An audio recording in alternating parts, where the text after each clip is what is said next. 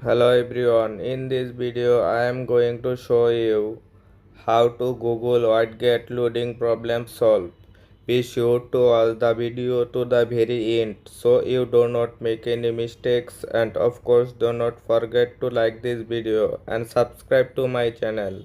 Thanks guys. So let's get started. First of all, you go to setting, tap on setting, scroll down, you find their apps. Tap on apps and go down.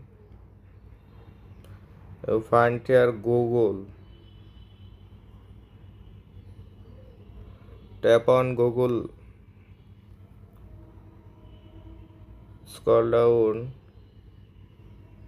Tap on storage. You can see that clear data and clear cache. Tap on clear data.